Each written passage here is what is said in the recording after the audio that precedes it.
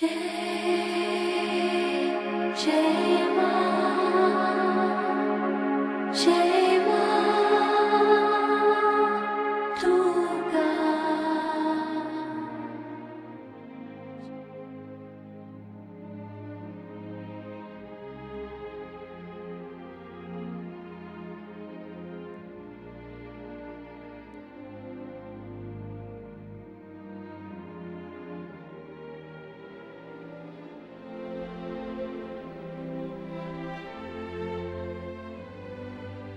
Agora, meus irmãos, penetremos a câmara de nossos dedicados colaboradores para que se efetue o júbilo da união espiritual.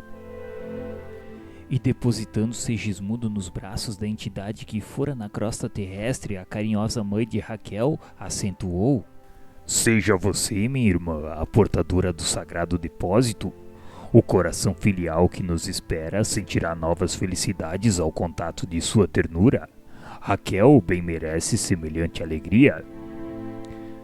E nós, irmãos, faremos agora o ato de ligação inicial em sentido direto de Segismundo com a matéria orgânica.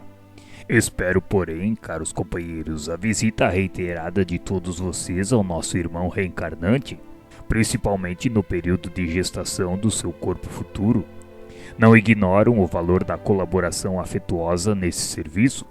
Somente aqueles que semearam muitas afeições podem receber o concurso de muitos amigos, e Segismundo deve receber esse prêmio pelos seus nobres sentimentos e elevados trabalhos a todos nós nesses últimos anos em que se devotou a grandes obras de benemerência e fraternidade.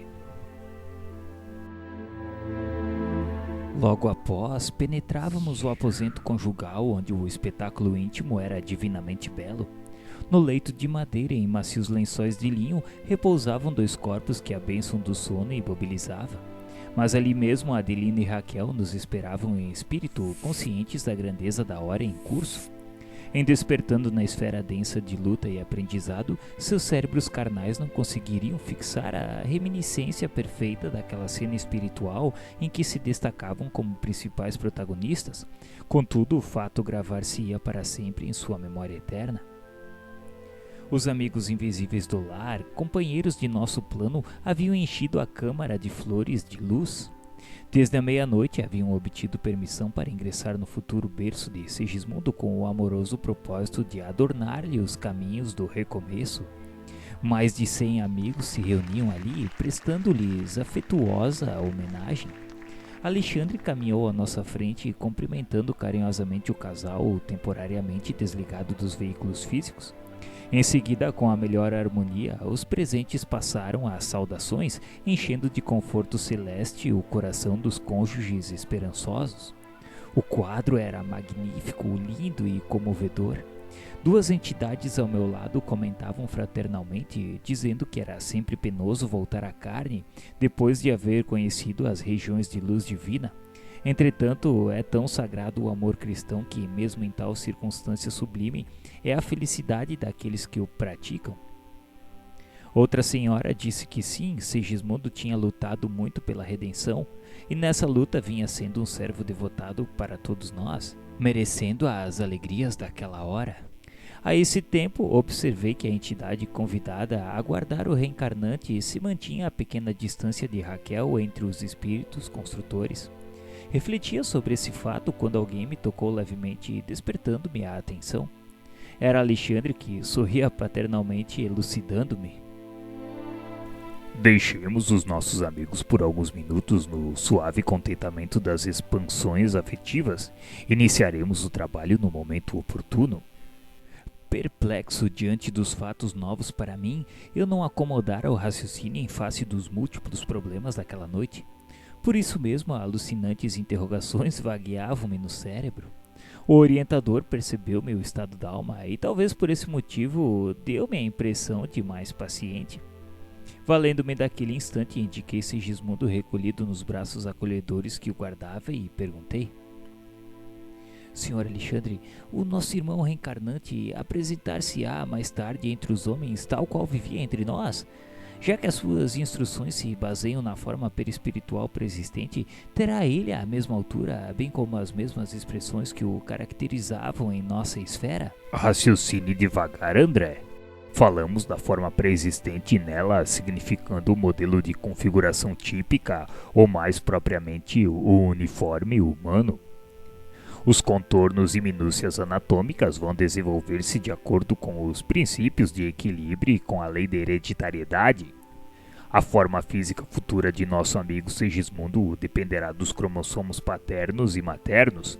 Adicione, porém, a esse fator primordial a influência dos moldes mentais de Raquel, a atuação do próprio interessado, o concurso dos espíritos construtores que agirão como funcionários da natureza divina, invisíveis ao olhar terrestre, o auxílio afetuoso das entidades amigas que visitarão constantemente o reencarnante nos meses de formação do novo corpo e poderá fazer uma ideia do que venha a ser o templo físico que ele possuirá por algum tempo como dádiva da superior autoridade de Deus, a fim de que se valha da bendita oportunidade de redenção do passado e iluminação para o futuro no tempo e no espaço. Alguns fisiologistas da crosta concordam em asseverar que a vida humana é uma resultante de conflitos biológicos, esquecidos de que muitas vezes o conflito aparente das forças orgânicas não é senão a prática avançada da lei de cooperação espiritual. Então isso quer dizer, Sr. Alexandre, que Segismundo terá uma forma física eventual imprecisa, por enquanto, ao nosso conhecimento? Se estivéssemos diretamente ligados ao caso dele, estaríamos de posse de todas as informações referentes ao porvir, nesse particular, mas a nossa colaboração nesse acontecimento é transitória e sem maior significação no tempo. Os orientadores de Segismundo, porém, nas esferas mais altas, guardam o programa traçado para o bem do reencarnante. Note que me refiro ao bem e não ao destino. Muita gente confunde plano construtivo com fatalismo. O próprio Segismundo e o nosso irmão Herculano estão de posse dos informes a que nos reportamos, porque ninguém penetra no educandário para estágio mais ou menos longo, sem finalidade específica e sem conhecimento aos estatutos a que deve obedecer. Os contornos anatômicos da forma física disformes ou perfeitos, longíneos ou brevilíneos, belos ou feios, fazem parte dos estatutos educativos. Em geral, a reencarnação sistemática é sempre um curso laborioso de trabalho contra os defeitos morais pré-existentes nas lições e conflitos presentes. Pormenores anatômicos imperfeitos, circunstâncias adversas, ambientes hostis, constituem na maioria das vezes os melhores lugares de aprendizado e redenção para aqueles que renascem. Por isso, o mapa de provas úteis é organizado com antecedência como o caderno de apontamentos dos aprendizes nas escolas comuns. Em vista disso, o mapa alusivo a Segismundo está devidamente traçado, levando-se em conta a cooperação fisiológica dos pais, a paisagem doméstica e o concurso fraterno que lhe será prestado por inúmeros amigos daqui. Imagine, pois, o nosso amigo voltando a uma escola que é a Terra, assim, procedendo, alimenta um propósito que é o da aquisição de valores novos. Ora, para realizá-lo terá de submeter-se às regras do educandário, renunciando até certo ponto à grande liberdade de que dispõe em nosso meio. Mas não poderíamos, porém, intitular semelhante prova de destino fixado? Não incida no erro de muita gente, André. Isso implicaria obrigatoriedade de conduta espiritual. Naturalmente, a criatura renasce com independência relativa e, por vezes, subordinada a certas condições mais ásperas, em virtude das finalidades educativas.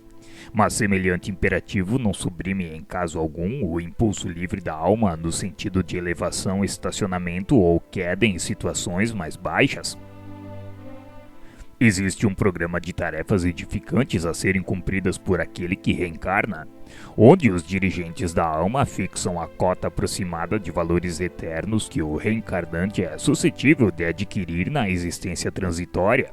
E o espírito que torna a esfera de carne pode melhorar essa cota de valores, ultrapassando a previsão superior pelo esforço próprio intensivo, ou distanciar-se dela, enterrando-se ainda mais nos débitos para com o próximo, menosprezando as santas oportunidades que lhe foram conferidas. A essa altura, Alexandre interrompeu-se, talvez ponderando o tempo gasto em nossa conversação, e como quem sentia necessidade de pôr termo à palestra, observou: Todo plano traçado na esfera superior tem por objetivos fundamentais o bem e a ascensão, e toda alma que reencarna nos círculos da crosta, ainda aquelas que se encontram em condições aparentemente desesperadoras, tem recursos para melhorar sempre. Logo após, convidou-me o orientador amigo a nos aproximarmos do casal. Recordou Alexandre que a hora ia adiantada e devíamos entregar os cônjuges felizes ao sagrado depósito. Os construtores, por intermédio do mentor que os dirigia, pediram-lhe que fizesse a prece daquele ato de confiança e observei que profundo silêncio se fizera entre todos. Dispunha-se um instrutor ao serviço da oração quando Raquel lhe aproximou pedindo humilde, dizendo que desejaria receber o novo filho de joelhos. Alexandre aqueceu sorrindo e mantendo-se entre ela a genuflexa e Adelino, que se conservava como nós, de pé, extremamente comovido, começou a orar, estendendo as mãos generosas para o alto.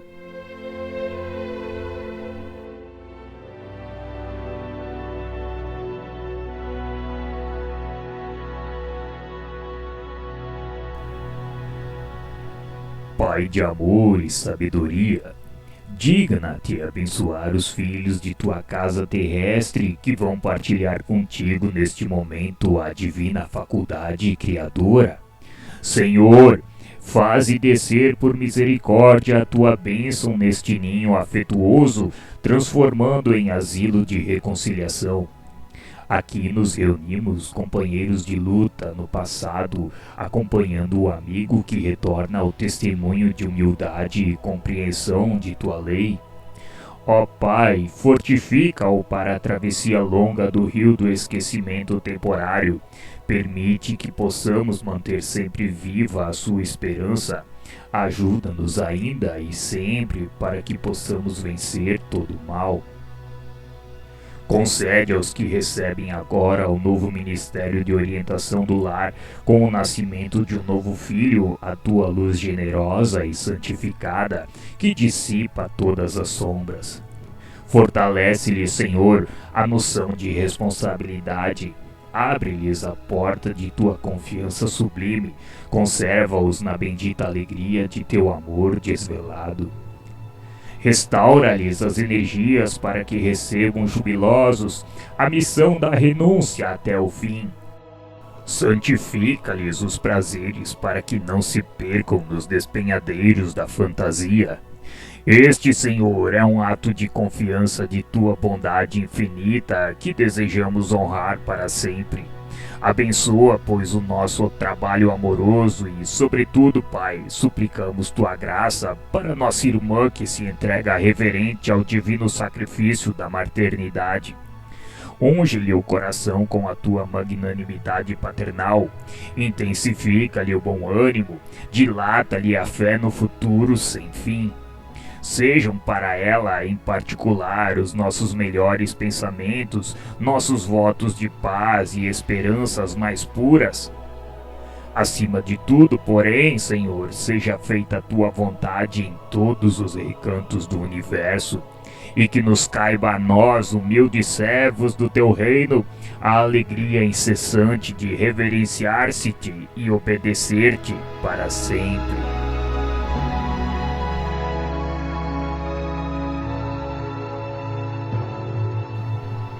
Calara-se Alexandre, observando eu que todo o aposento se enchia de novas luzes. Reconheci que de todos nós, entidades espirituais que ali nos congregávamos, partiam raios luminosos que se derramavam sobre Raquel em pranto de emoção sublime. Mas o fenômeno radioso não se circunscreveu a isso. Tão logo meu orientador se calara, alguma coisa parecia responder à sua súplica. Leve rumor que apenas encontrava eco em nossos ouvidos se fazia sentir acima de todas as nossas cabeças. Ergui-me surpreso e pude ver que uma coroa brilhante e infinitamente bela descia do alto sobre a fronte de Raquel, ajoelhada em silêncio. Tive a impressão de que a auréola se compunha de turmalinas eterizadas que miraculoso ourives houvera tornado resplandecentes. Seu brilho ferira-nos o olhar e o próprio Alexandre, ao fixá-la, curvou-se reverente. A coroa sublime, sustentada por espíritos muito superiores a nós, que eu não podia ver, descansou sobre a fronte de Raquel. Notei, embora a comoção do momento, que o meu instrutor fez um gesto à depositária de Segismundo para que efetuasse a entrega do reencarnante nos braços maternais. Raquel, dando-me a impressão de que não via a luminosa auréola, ergueu os olhos rasos de lágrimas e recebeu o depositório que o céu lhe confiava. Alexandre estendeu-lhe a destra, ajudando-a a levantar-se, e vi que Adelino se aproximou da esposa, estreitando-a carinhosamente nos braços, beijando-lhe a fronte orvalhada de luz. Foi então, ó divino mistério da criação infinita de Deus, que vi apertar a forma infantil de Segismundo de encontro ao coração, mas tão fortemente, tão amorosamente, que me pareceu uma sacerdotisa do poder da divindade suprema. Segismundo ligara-se a ela como a flor se une à haste. Então compreendi que, desde aquele momento, era a alma de sua alma, aquele que seria a carne de sua carne. Alexandre recomendou aos amigos presentes, com exceção dos construtores de Herculano e de mim, que se afastassem da câmara, conduzindo Adelino, confortado e feliz, a pequena excursão pelo exterior. E guiando Raquel com infinito cuidado ao corpo físico, disse-nos: Agora auxiliemos nosso amigo no primeiro contato com a matéria mais densa. Raquel acordara, experimentando no coração estranha aventura. Abraçou-se instintivamente ao companheiro adormecido, como o navegante feliz ao sentir-se em porto de tranquilidade e segurança. Havia atravessado o espesso véu de vibrações que separa o plano espiritual da esfera física e não conservava qualquer reminiscência precisa da sublime felicidade de momentos antes. Todavia, seu sentimento de júbilo permanecia dilatado, suas esperanças transbordavam e uma confiança imensa do porvir acalentava-lhe agora o coração. Seria mãe pela segunda vez, pensava contente. Essa ideia, que lhe não desapontava no cérebro por acaso, balsamizava-lhe a alma com deliciosa alegria. Estava pronta para o serviço divino da maternidade e confiaria no Senhor como escrava de sua bondade infinita. Não via a esposa de Adelino que Alexandre e os construtores espirituais lhe rodeavam a mente de sublime luz, banhando-lhe as ideias com a água viva do amor espiritual. Observando que a forma de Segismundo se ligara a ela por divino processo de união magnética, recebi a determinação do meu orientador para seguir-lhe de perto o trabalho de auxílio na ligação definitiva de Segismundo à matéria.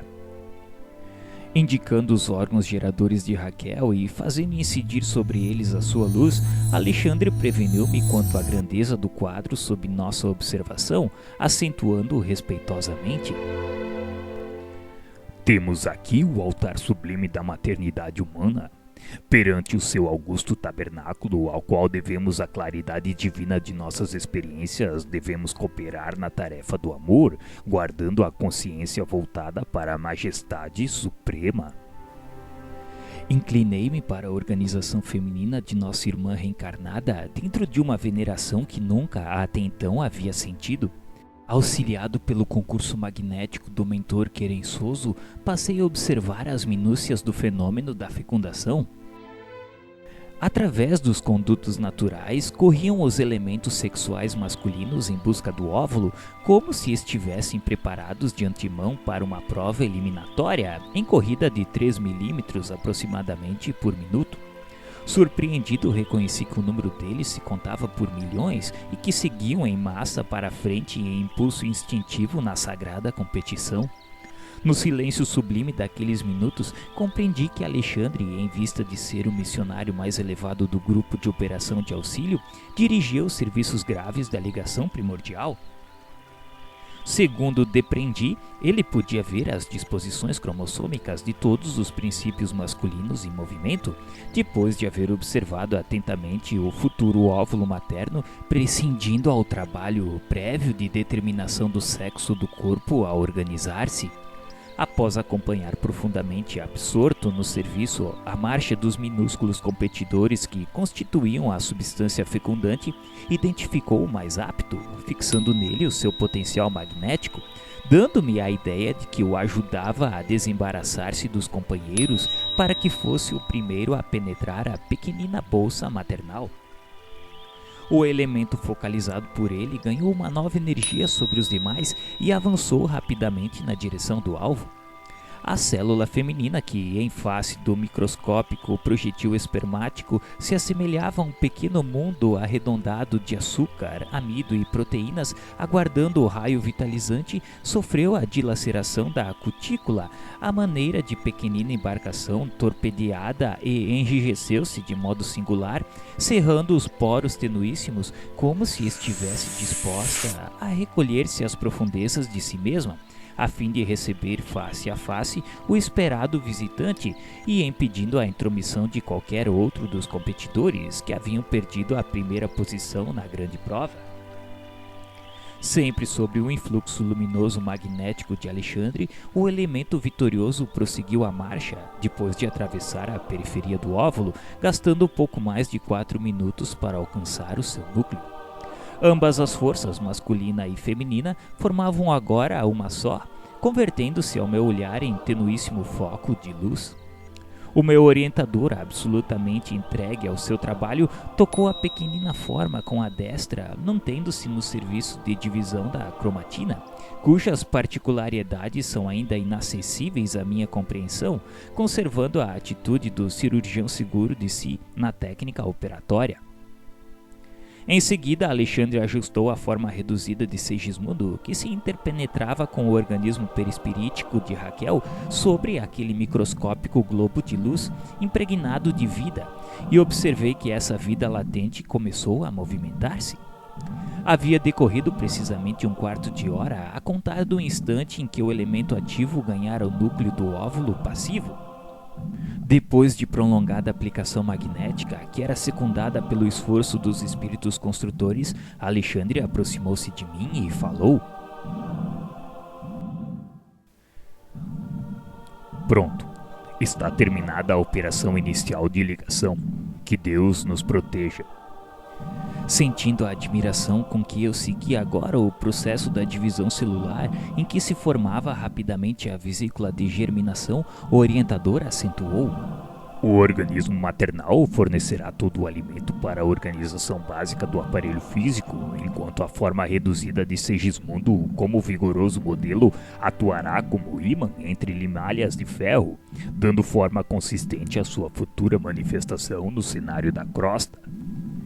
Eu estava boquiaberto diante do que me fora dado a observar, e sentindo que o fenômeno da redução perispiritual de Segismundo era um fato espantoso aos meus olhos, acrescentou bondosamente o instrutor: Não se esqueça, André, de que a reencarnação significa recomeço nos processos de evolução ou de retificação. Lembre-se de que os organismos mais perfeitos da nossa casa planetária procedem inicialmente da ameba. Ora, recomeço significa recapitulação ou volta ao princípio. Por isso mesmo, em seu desenvolvimento embrionário, o futuro corpo de um homem não pode ser distinto da formação do réptil ou do pássaro. O que opera a diferenciação da forma é o valor evolutivo contido no molde perispirítico do ser que toma os fluidos da carne.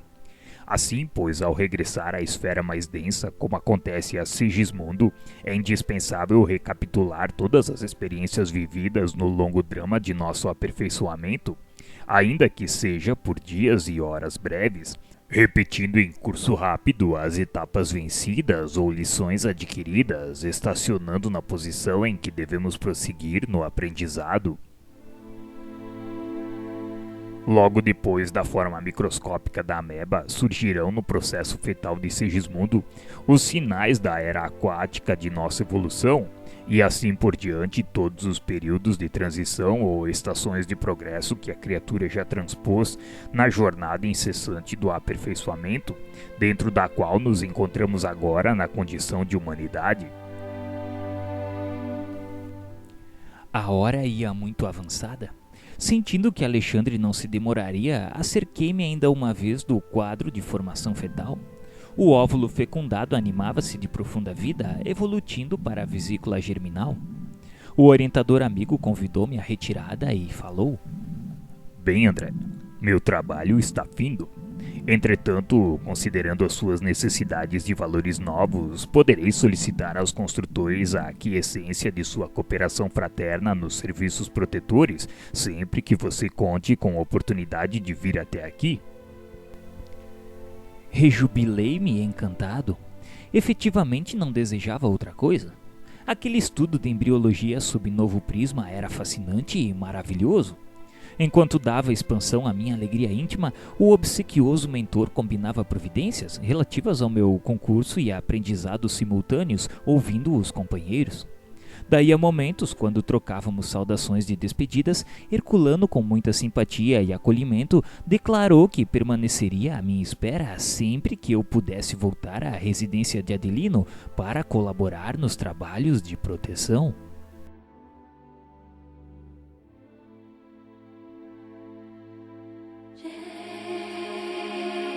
Jai Ma, Jai